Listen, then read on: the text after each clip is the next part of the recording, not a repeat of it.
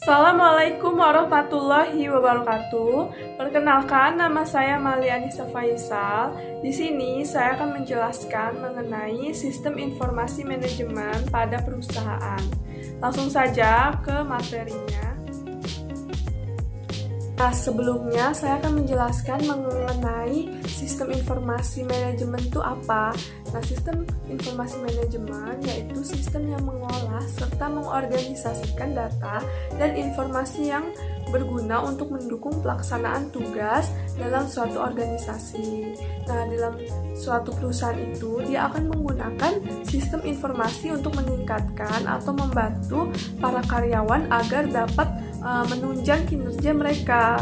Makanya sistem informasi manajemen ini sangat berpengaruh penting bagi perusahaan karena perannya sangat vital atau sangat berdampak untuk perusahaan itu sendiri.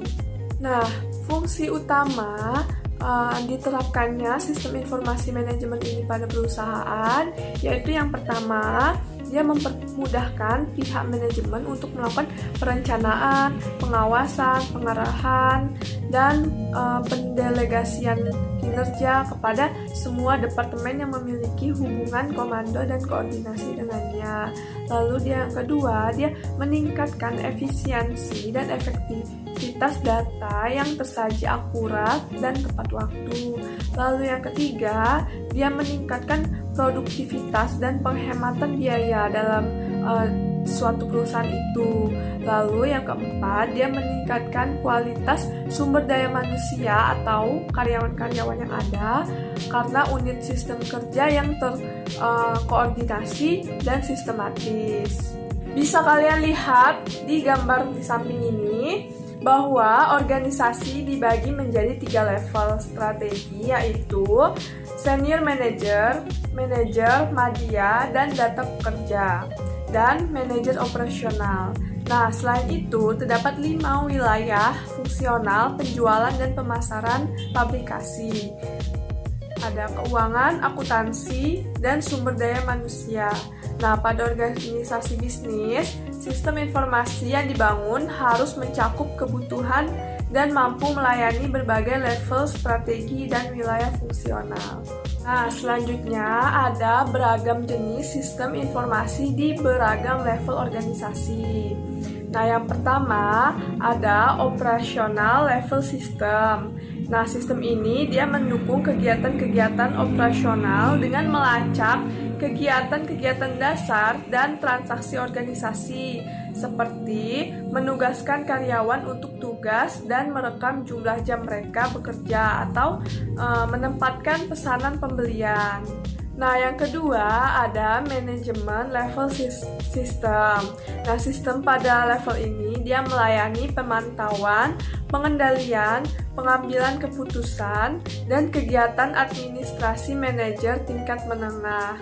Nah, sistem tingkat menengah ini biasanya memberikan laporan berkala, bukan informasi-informasi yang sifatnya instan. Lalu yang ketiga ada strategi level system. Nah, sistem ini membantu manajer senior pada hal-hal yang menjadi isu-isu strategis dan kecenderungan yang akan terjadi dalam jangka panjang. Nah, baik yang ada pada dalam internal perusahaan dan yang ada di lingkungan eksternalnya.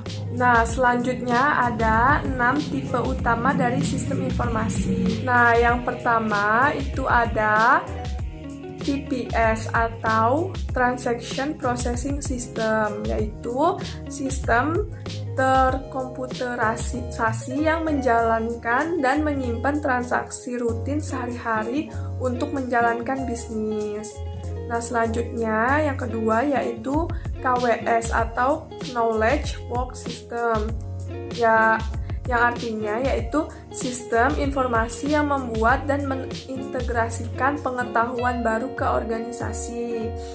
Nah, selanjutnya ada OAS, Office Automation System, adalah sistem komputer seperti pengolah kata email dan sistem penjadwalan yang didesain untuk meningkatkan produktivitas dari data works di organisasi.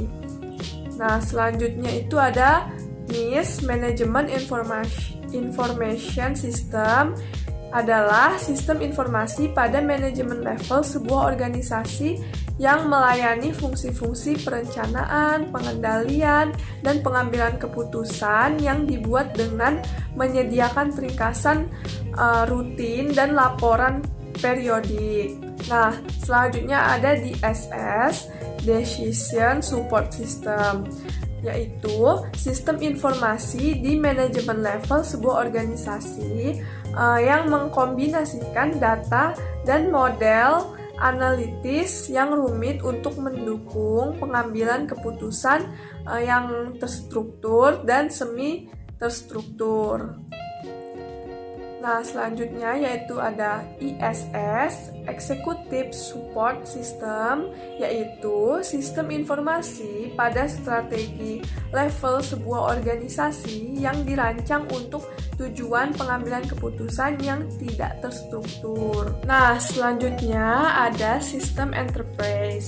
Sistem enterprise itu adalah paket aplikasi perangkat lunak skala besar yang mendukung proses bisnis, arus informasi, pelaporan, dan analisis data dalam organisasi yang mempunyai kompleksitas tinggi. Nah, ada tipe-tipe sistem enterprise, yaitu yang pertama ada Enterprise Resource Planning System atau ERP. Terus yang kedua ada Enterprise Planning System. Yang ketiga ada Customer Relationship Management Software. Nah, lalu di Enterprise Resource Planning itu dia menyediakan penanganan yang terintegrasi dari proses bisnis inti, sering secara real time. Dia menggunakan database umum yang dikelola oleh sistem manajemen database. Nah, sistem Enterprise Resource Planning ini melacak sumber dana bisnis, terus bahan baku, kapasitas, dan produk. Terus ada status pesanan, pembelian, dan gaji.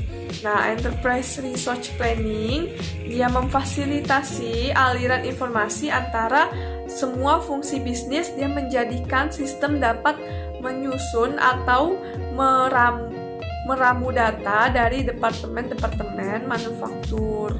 Nah, lalu software sistem enterprise yaitu industri yang bernilai miliaran dolar yang memproduksi komponen yang mendukung berbagai fungsi bisnis. Nah, investasi teknologi informasi telah menjadikan kategori terbesar dari belanja modal dalam bisnis.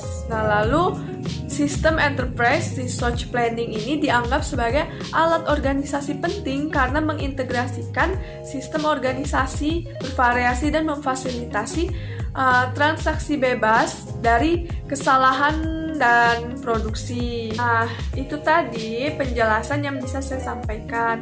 Jika ada kesalahan kata, saya mohon maaf. Wassalamualaikum warahmatullahi wabarakatuh.